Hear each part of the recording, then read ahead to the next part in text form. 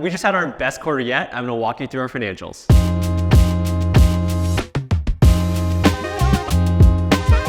So there are three main pieces to this update here. Number one, I'm gonna show you our financials. Number two, I'm gonna walk you through our biggest wins that we had this year so far. But then number three, I think the most important thing is to walk you through the biggest risk that I see for our business. It's kind of our biggest weakness and how we're planning to solve it. So speaking of big wins, we just hit $4 million of recurring revenue.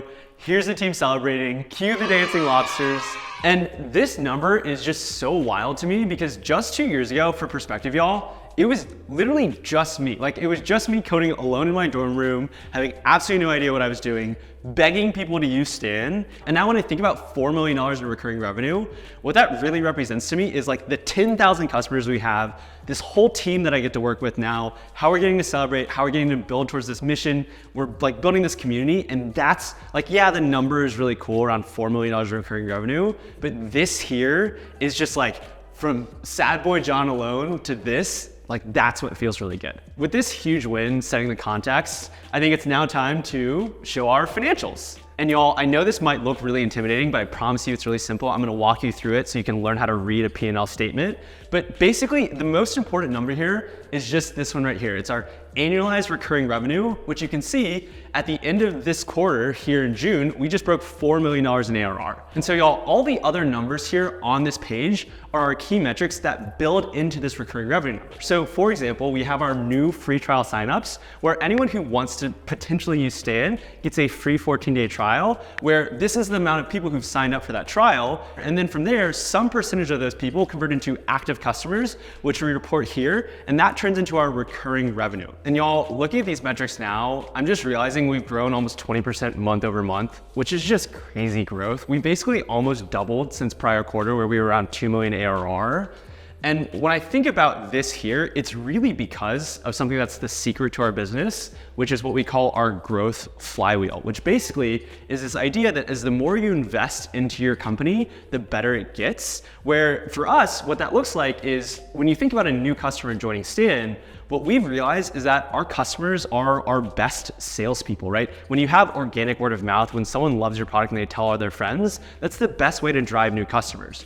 And so our growth flywheel and why we've grown so fast is because all we do here at Stan is we do everything within the lens of what we call customer success. So when a creator comes in and they don't know how to make money, what we do is we do everything we possibly can to help them make money, which then leads them to making money here, which then leads them to loving Stan, and then driving referrals to bring in new customers. So when you think about how fast we've grown, it's really because of this flywheel here, where we know all of those new trial signups that come in at first, if we do everything possible to make them successful, they actually refer all of their friends and their fellow creators to join Stan. And so the question we're now asking ourselves as a business is, how do we actually grow from here? And that really comes down to, how can we actually accelerate this flywheel? And in order to answer that question, I actually have to call back to our metrics here, where I will point out that they're actually not as perfect and great as they seem, where yes, we're growing really, really well, and that is something we should celebrate.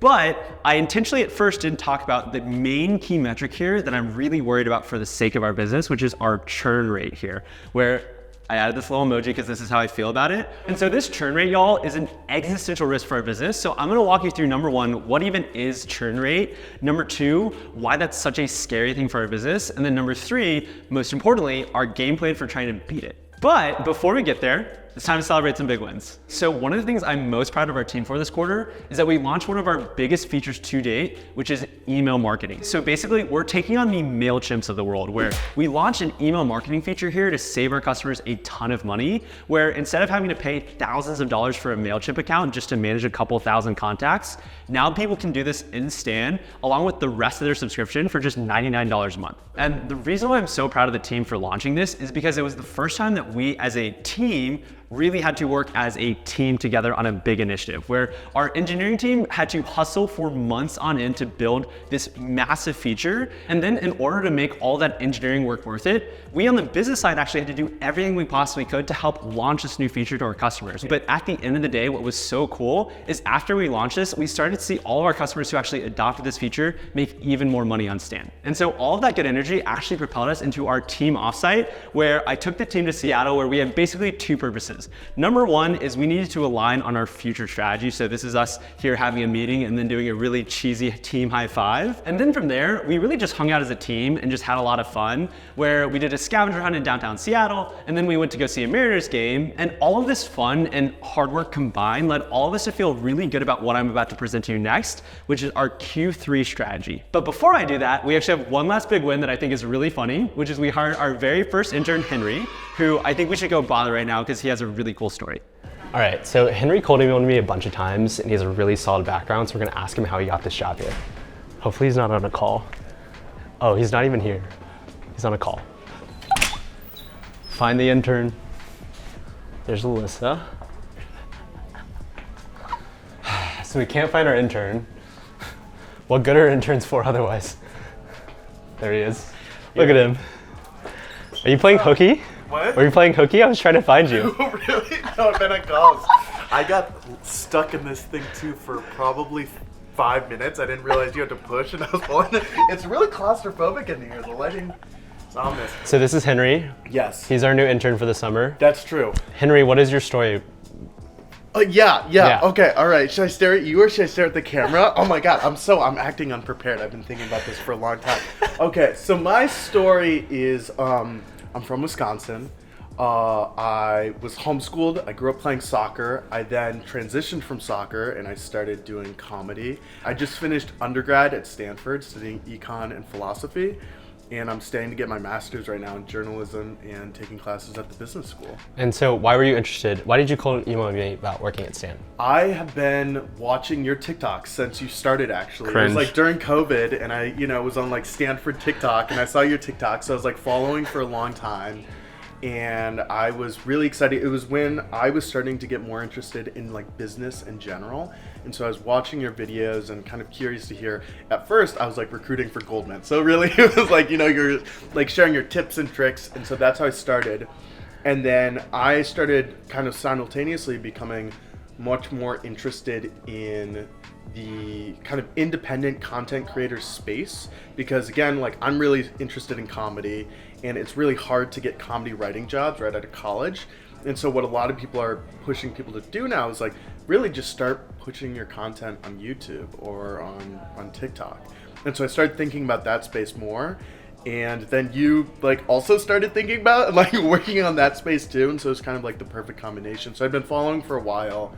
And I've been going down kind of like doing some finance internships, wanted to transition to a startup. And so it kind of felt like the perfect match. Yeah. And so when I think about your profile, one thing that I really loved about Henry's resume was that not only did you have a really strong business and finance background, like you'd worked in these great, resume jobs, but you're also a real human being. And I think, unfortunately, many people who are in those businessy jobs don't have that like emotional or creative capacity. And so the fact that, you were president of the comedy club and also you were an RA, it was like a good, it was a green flag, not a red flag in terms of like me being interested. But the thing that most impressed me about Henry was when I started interviewing him, I was like, yo, we don't have budget to pay you. That's true. And so you took a pretty low rate to come work for us for the summer. And specifically what he said that I was really impressed by, he was like, John, I'm okay with this rate because number one, I'm here to learn and grow. But number two, I'm gonna use this as leverage to negotiate even more equity when I come back full time. And that was like, ooh, this kid's thinking long term, so. Yeah, you were going to regret that. I'm going to come back for all of the equity at the end of the summer, yes. You gotta go through me and our VCs, so. Sweet. Any parting advice for anyone who wants to get an internship anywhere? Oh, I think especially with internships, a lot of it is making a position for yourself a little bit. And so I think, finding a place you want to work at, like you guys had jobs listed, you did not have an internship listed. I think cold emailing, like one of my finance jobs, I did the same thing. Most of my experiences and jobs I've had have come not from an application portal, but from like emailing someone. Cool. Yeah. Awesome.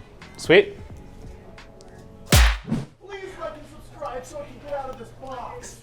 So now that we've met our intern, let's talk about the number one risk for our business and our game plan for actually beating that risk, because if we don't solve that problem, well, I'm not gonna be able to hire more interns. And that risk is churn. So the first question to ask is, what even is churn? Basically, what churn is when your customers cancel their subscription with you because they don't want your subscription anymore. And Stan as a software subscription is just like Netflix, where the more people who cancel their subscription, the less revenue we have.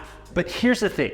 Churn is even worse for our business because of something I already told you about before, which is our growth flywheel, where we rely on new customers to actually succeed and make money with us. So stay on stand to grow our company because they refer our new customers. So when you think about having a churn rate of 13.8%, that means every month we're losing 13.8% of our customers for some reason. They're canceling for some reason.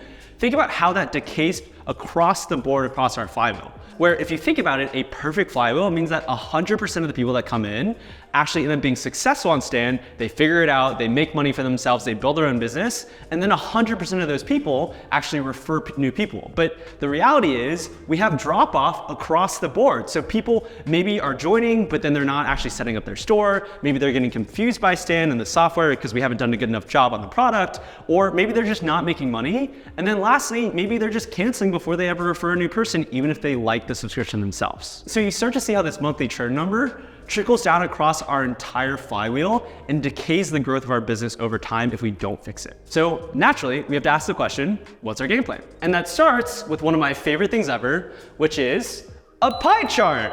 So the reason for this pie chart here is we need to understand why our customers are canceling / churning. And so what we want to do here is the first step we have to do is actually collect data on exactly why people are canceling. So maybe it's because they haven't made enough money on Stand, maybe they decided to use one of our competitors, or maybe they just don't even know how to use Stand itself. So the first step we have in this, in order to actually address the problem, is understand why the problem is there in the first place. But here's the thing. This amount of data isn't actually enough. You actually need to go one level deeper or one layer deeper, because this is what separates a solid problem solver from a really good problem solver. And that's that they take this pie chart and they actually dig one level deeper. And so when you think about this pie chart from before, we have all these different reasons why people cancel, but let's even think about this pie chart segment here that says, I haven't made any money on Stand. Well, you have to dig and actually ask why they haven't made money on Stand, because it can be all sorts of reasons. For example, they could say, well, I don't have a product yet to sell, or I actually don't know how to market, or I don't have the time to set this up, or maybe your product was so confusing that I haven't made any money on it. Whatever that is, you actually, in order to solve this first problem of I haven't made any money, you start to dig one more layer deeper, and what you'll find is that you'll create yet another pie chart. And it's just this cascading layer of pie charts that ultimately end up giving you the answer of what you have to solve. Because maybe as we dig into this question this quarter and start collecting more data, we find that the majority of people who haven't figured out how to make money on Stand are just saying that they don't have the time to do so.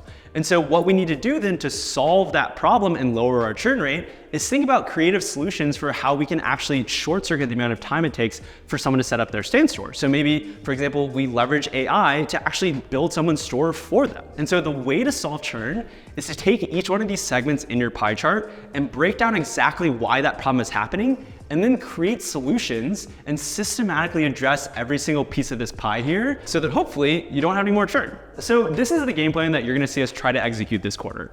Number one, we're gonna try to figure out why the customers that are canceling are actually canceling. Then after that, we're gonna figure out ways to actually make those customers even more successful so they get this kind of value out of Stand where they're making $360,000 like some of our top creators, and then they therefore won't be canceling. And the last thing here, which is what I'm actually most excited about, is we can't do this alone. So a lot of my focus on this quarter is actually hiring even more awesome people to join our team to actually help us solve this problem. So if you're based in LA or Toronto, you're really talented at what you do, you want to work super hard and be with a really mission-driven team, then you can actually check out the job opportunities we have down below. And that's our game plan. I'll see you guys.